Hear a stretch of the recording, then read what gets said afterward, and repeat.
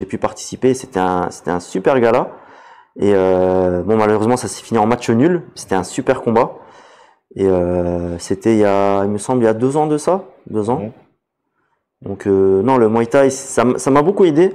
Ça m'a beaucoup aidé dans ma vie parce que j'étais un enfant très perturbateur, qui restait pas en place, et ça m'a aidé à me canaliser. Et ça m'a sorti de beaucoup de galères, on va dire, le Muay Thai. Oui. Bah, ça se voit. Soit j'aurais peut-être fait des bêtises, des conneries, ou alors je suis là en face de vous en train de discuter, chose qui n'aurait pas pu être possible si j'aurais pas pratiqué ce sport, quoi. Ça m'a beaucoup aidé. J'avais un coach qui était, on va dire, qui était à l'armée à l'époque, donc il m'a mis un peu sur le droit chemin. Et franchement, je peux que le remercier encore maintenant, quoi. Et c'est important. Et le Muay Thai aussi, qui est quand même l'un des sports de combat les plus dangereux. Alors dangereux, je dirais pas dangereux, je dirais plutôt violent. Violent. Pour moi, le sport le plus dangereux, pour moi, ça reste la boxe anglaise. Oui. Parce que la boxe anglaise, on se focalise sur la tête, beaucoup sur la tête et sur le corps. Alors que le Muay Thai, on peut taper dans les jambes, il y a des balayages. C'est moins dangereux au niveau impact, au niveau du corps, mais c'est beaucoup plus violent. Parce qu'on utilise les coudes, on utilise les genoux. C'est un sport très complet debout. C'est l'un des sports les plus complets debout. Après, il y a le MMA, ça c'est encore une autre discipline, où après ça finit au sol. Mais le Muay Thai, c'est le sport le plus complet debout, quoi. Par exemple, on a vu Benz, l'adversaire de Tapha Tine. Donc lui qui est un champion de Muay Thai, WBC, oui. Donc qui a eu plus de 100 combats à son actif, et pourtant qui a vraiment un très bon background, une très belle expérience en termes de sport de combat, en Muay Thai, et beaucoup plus d'expérience que Tapha Tine en MMA. Pourtant, il a été battu par Tapha Tine. Tu as suivi son combat? Oui, j'ai suivi. Hein. Mohamed, est-ce qu'on peut avoir ce combat comme ça? Le coach va nous dire ce qu'il pense techniquement de ce combat. Tapha Tine Benz, c'était un combat aujourd'hui. Est-ce qu'il a bien abordé ce combat? Je pense que il a peut-être pas assez bien géré la pression, le stress, et peut-être du fait de son palmarès, il était peut-être trop sûr de lui. Donc du coup pas sous-estimer son adversaire, mais peut-être trop sûr de lui. Et après, il s'est passé ce qui s'est passé, quoi.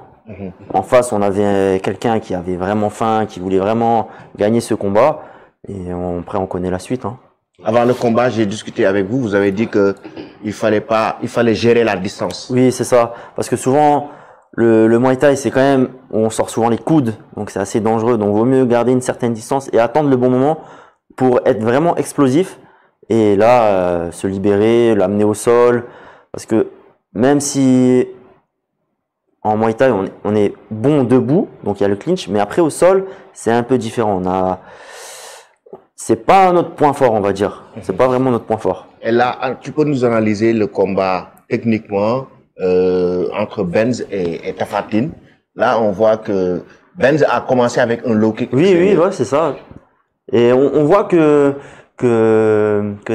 Tine, il est très il analyse, il va pas se jeter sur lui, il prend son temps, il attend une ouverture, et là après il y a quand même, on voit l'expérience de la lutte qui met en avant, qui sont quand même très puissants. Contrôle cage ici. Contrôle cage, et c'est très fatigant de défendre comme ça, hein. C'est vraiment très très fatigant.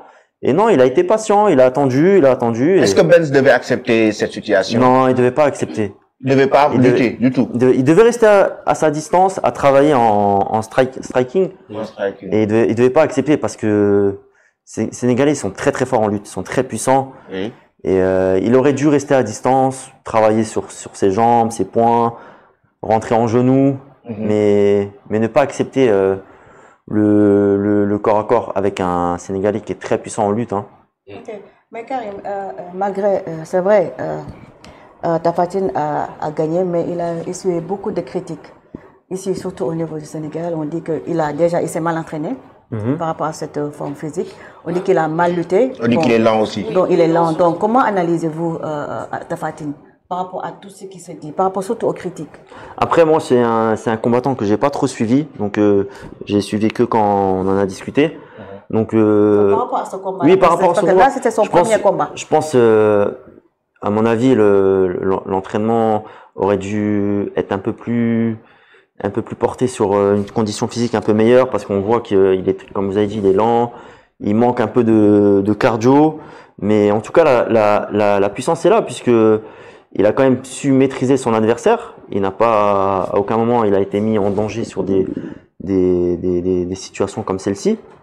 Mais je pense que c'était peut-être un manque d'entraînement au niveau physique, niveau condition. Mais même s'il a suivi des critiques maintenant, il va apprendre de ses erreurs et il va revenir beaucoup plus fort. Est-ce que tu penses que Tafatine peut faire carrière dans cette discipline-là? Par rapport à son âge, parce qu'on dit qu'il a 44 ans. Mais par rapport aussi à sa façon d'aborder les honnêtement, c'est pas vraiment une question d'âge. Moi, je dis plutôt c'est une question vraiment d'ambition, de croire en ses rêves et de se donner à fond, quoi. Il faut pas écouter les gens qui vous disent ouais, tu es trop âgé, tu as ci, tu as ça. Non, il faut se donner les moyens, aller à fond.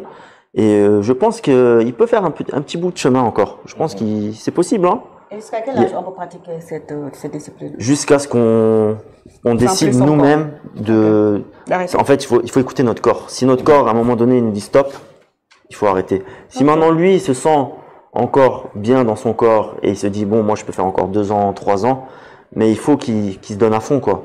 Il y a beaucoup de boxeurs qui ont une bonne carrière, mais qui arrêtent, on va dire, à 30 ans. C'est quand même assez jeune, parce qu'ils se disent, ça y est, je peux plus, je suis arrivé à un niveau où mon corps ne peut plus. Et il y a beaucoup de boxeurs qui commencent très tard, à 25-26 ans, et qui ont une carrière jusqu'à 35-36 ans. Donc, c'est pas vraiment une histoire d'âge, c'est plutôt tout est au niveau de la tête, du corps. Et... Ici, par exemple, Benz, il devait toujours faire des déplacements. Oui, c'est... Là, il se déplace pas. Exactement, En fait, j'ai l'impression qu'il a été... Donc, du coup, il reste sur place. C'est ça. En fait, j'ai l'impression qu'il a été endormi par son combattant.